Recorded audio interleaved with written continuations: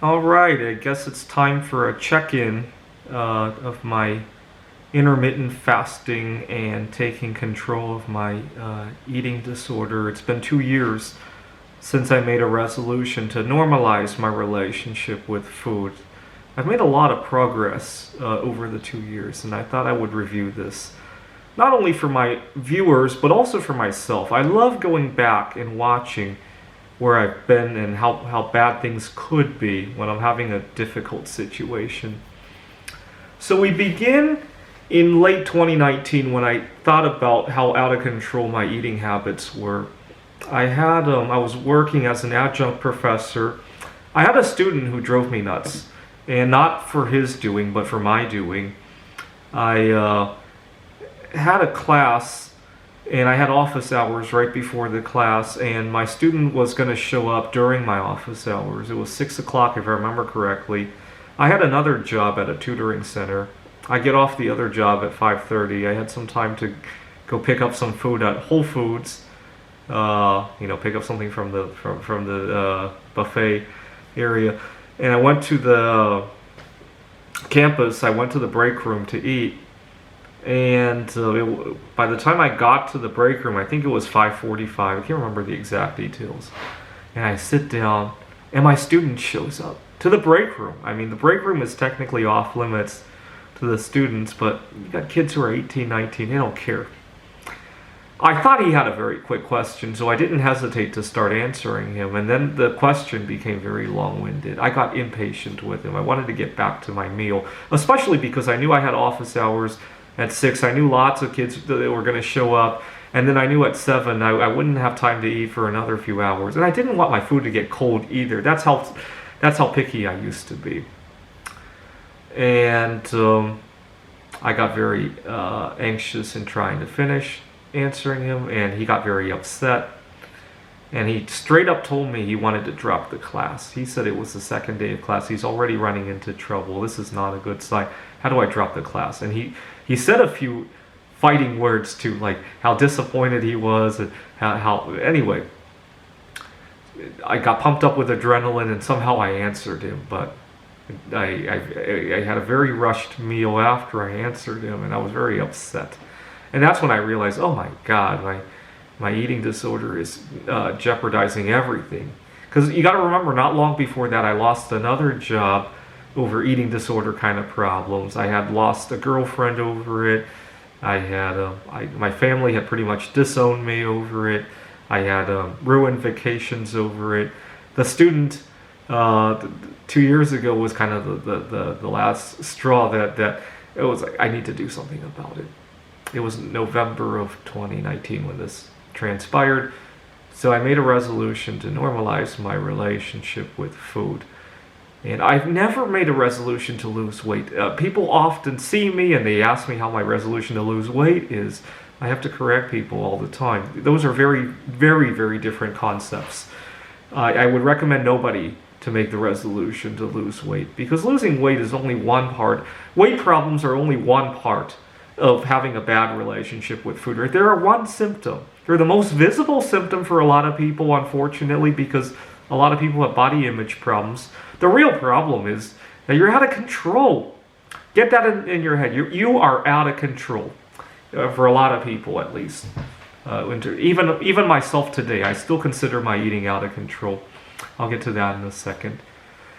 So I made a resolution in January of 2020 to normalize my relationship with food. Now, one of my friends who is religious told me about Lent. I knew about it, but I never really participated. You're supposed to put something aside for 40 days. And I thought, gee, it would be nice if I could fast for 40 days. I'll do it for as long as I can. I probably won't get to 40 days. And I asked my friend what he was doing. He wanted to quit smoking for 40 days. And that gave me a little bit of concern, because I thought that after 40 days he would rebound even higher than where he started. So I asked my friend, aside from Lent, what's your motivation for not wanting to smoke? I wanted to see what he would say. And his answer gave me even more concern. He told me that it was really cold outside. He couldn't smoke in his new apartment, and he had to go out. So he had just moved to a dream home. He couldn't smoke inside, and he had to go outside to smoke. It was cold. And I thought, gee, that's an even worse reason than you gave earlier, because now you still going to do that in April, not want to go outside? And I let it be, and I thought I'll just check in with him toward the end of Lent to see how he's doing. Now, toward the end of Lent, he wasn't doing too bad. He had saved a lot of money from not smoking. And you got to remember what we're dealing with at this point now, right? And so I called my friend, and he's a little bit of a racist, by the way. I hope the statement he said won't offend too many people. I said, how's your not smoking going? He says, great, great, great. I saved a lot of money during this crisis. And I said, well, that's good, because I was worried because you told me you didn't want to go outside only because it was cold. I'm glad you have other reasons. How's your health doing? And he didn't feel any health improvements, but he realized he had more time to spend with his girlfriend when he wasn't being interrupted by smoking cravings, which is great. That's one thing that I want people to realize. And I asked him, how do you feel about not wanting to go outside because of bad weather? Does that still apply to you? He says, I don't want to go outside now because I don't want to catch the Chinese flu. He said Chinese flu.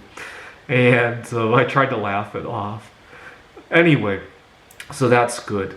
Now, I was dealing with my own problems. See, I went to the grocery store and all my favorite foods were sold out.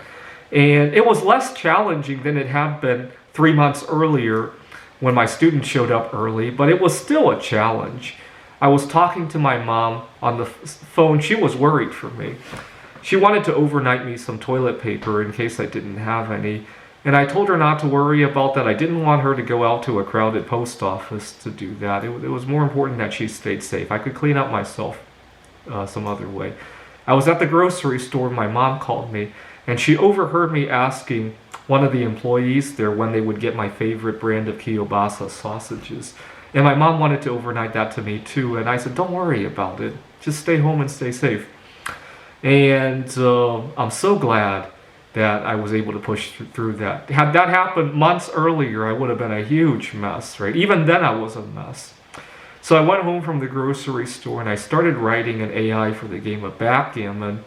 I named it Corona Gammon because I thought this was only going to be a 2 or 3 week affair. I would write the #1 AI in the world and we would forget all this ever happened. Well, that was 18 months ago, and that's Corona Gammon is still being improved. I just wrote version Omicron, right? I had a couple versions. I have one for in memory of the Herman Cain Memorial of Corona Gammon. I have Get Well Trump, which I wrote in October of 2020 when Trump was ill. I had obviously version Delta and now Omicron, right? So it's been a long journey. All right, getting back to my food problems. I went to a Chaz protest, Capitol Hill Autonomous Zone, in June of 2020. And I discovered that when I was fasted like that, oh my God, I could enjoy loud environments. Loud environments used to drive my social anxiety problems. Ever since I started fasting, I've gotten this happy-go-lucky feeling. Those things don't seem to bother me anymore. Now that summer, when we had reopened our restaurants and I discovered a couple new restaurants to go to, and I got a new girlfriend, and I realized, oh my God, now that my food's not driving my life, I could actually enjoy new romances, new hobbies, learn new things. And I realized how much food had hijacked my life in years past. I really realized that. And I really mean it when I say hijack. That's how it felt. We went back into lockdown, unfortunately, and I moved to the Rocky Mountains, Wallace, Missoula, among other places. And I really enjoyed all the festivities there. I took up bowling around this time, and my latest bowling scores have been in the 150s, 160s, and my high score has been a 240. And had I not gotten over my eating attacks, there's no way I could go to a bowling alley for 3-4 hours. First of all, there's not much food I can eat there because of dietary restrictions. And a lot of those places don't let you bring outside food. I know in times past I have snuck food in there, but you know what? I hate doing that. I either sneak it in without telling anybody, or I tell people that I have dietary restrictions. Either one is not fun. Sneaking and hiding and not being able to enjoy. First of all, you can't mingle with people when you do that, right? Other people are going to see you sneak food. Telling people you have dietary restrictions, I hate that too. because I don't like to feel like I have a disability. I have a difference, right? And now that I just fast when I go to the bowling alleys, it feels like I don't have to be sneaky. I can actually mingle with people. And again, gets back to the point that my life was being hijacked by my eating disorder, right? Then I moved back to Redmond in the spring when we had reopened again, and I took on a number of clients. I work in person now. I do private tutoring, and I was able to work in person. I had a client who really gave me a nice feeling about how much progress we had made. I had gone to the client's home and I realized there was a problem. They use a ton of air fresheners and it was not going to work. So I spoke to the mom. I was like, it's really nice to work in person, but unfortunately the air freshener is not going to work. Why don't we go back to remote work? And the client's mom was like, no, we can get rid of it. I said, well, yeah, but if you use it the rest of the week, that stuff takes a long time to dissipate. No, we'll get rid of it. We want to start living healthy anyway. And they got rid of the air fresheners, and I was able to work with them.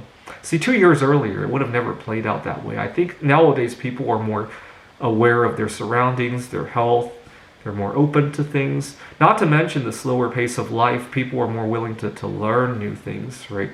I think it also helps that we have a great resignation going on, right? It's not like they could just easily go back on Craigslist or somewhere else and find another tutor, right? I guess that also helps, but I think more importantly, people are more aware of their health. And then, unfortunately, the Delta variation, and we had to.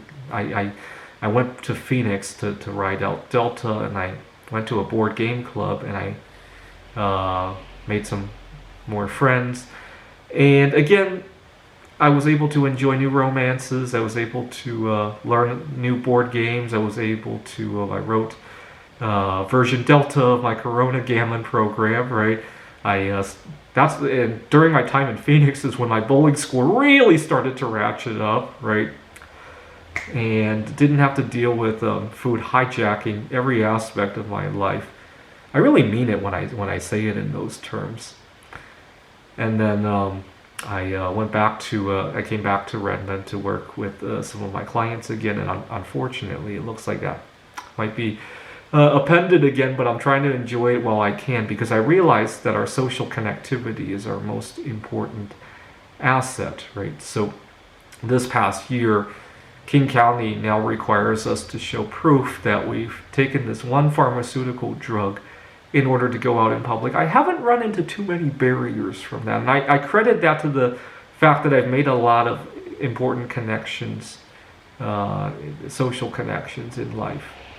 And so I like it, right? So over the last 2 years, I had 2 girlfriends. My bowling score improved from 70-80 to a high of 240. I was able to get over my social anxiety problems. I did quite a bit of traveling.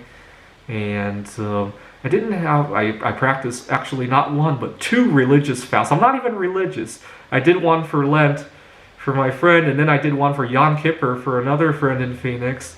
And I really enjoyed exploring these new religions, even though I'm not very religious.